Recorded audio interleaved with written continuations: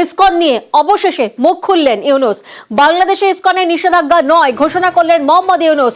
বাংলাদেশের ন্যায় বিচার পাবেন চিন্ময় কৃষ্ণ দাস। ইউনূসের তরফ থেকে ঘোষণা করা হয়েছে। প্রতিনিধি কৃষাণু এই মুহূর্তে আমাদের সঙ্গে রয়েছেন। কৃষাণু, বাংলাদেশের সংখ্যালঘু নেতা চিন্ময় কৃষ্ণ দাসের গ্রেফতারি নিয়ে উত্তাল গোটা বাংলাদেশ, জায়গায় জায়গায় বিক্ষোভ চলছে। এদিকে আমরা জানি যে বাংলাদেশের পরিস্থিতি নিয়ে প্রধানমন্ত্রী বৈঠক করেন বিদেশমন্ত্রী এস জয়শঙ্করের সঙ্গে। আর এরকম একটা পরিস্থিতি, সেই পরিস্থিতিতে ইউনূসের বার্তা অত্যন্ত গুরুত্বপূর্ণ। ঠিক কি বার্তা দিলেন ইউনূস?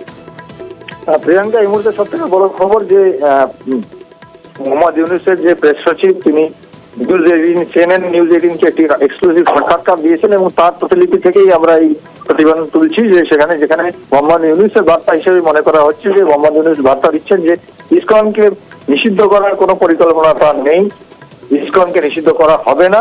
এ বিষয়ে যে আদালতে যে প্রক্রিয়া চলছে সে সম্পর্কে তিনি কিছু জানেন না, কিন্তু তার কোনো পরিকল্পনা নেই ইসকনকে নিষিদ্ধ করার। একই সঙ্গে তিনি জানিয়েছেন যে চিন্ময় কৃষ্ণ দাস তিনি ন্যায় বিচার পাবেন এবং তিনি সেটা দেখবেন যাতে তিনি ন্যায় বিচার পান। তার সঙ্গে একই সঙ্গে তার ঘোষণা যে এদেশে মানে বাংলাদেশে হিন্দুরা সুরক্ষিত এবং মোহাম্মদ ইউনূস নিজে সমস্ত মন্দির ঘুরে দেখেছেন এবং তিনি সন্তুষ্ট যে আপাতত কয়েকদিনের যে হিংসা হয়েছিল সেটা তিনি স্বীকার করেছেন, কয়েকদিনের হিংসা হয়েছিল কিন্তু তারপর পরিস্থিতি স্বাভাবিক, পরিস্থিতি নিয়ন্ত্রণ। প্রিয়াঙ্কা, বেশ, অর্থাৎ ইসকন নিয়ে মুখ খুললেন মোহাম্মদ ইউনূস। বাংলাদেশে ইসকনের নিষেধাজ্ঞা নয় ঘোষণা করছেন মোহাম্মদ ইউনূস। বাংলাদেশের সব হিন্দু সুরক্ষিত দাবি করছেন মোহাম্মদ ইউনূস। বাংলাদেশে ন্যায় বিচার পাবেন চিন্ময় কৃষ্ণ দাস। ইউনূসের তরফ থেকে ঘোষণা করা হয়েছে।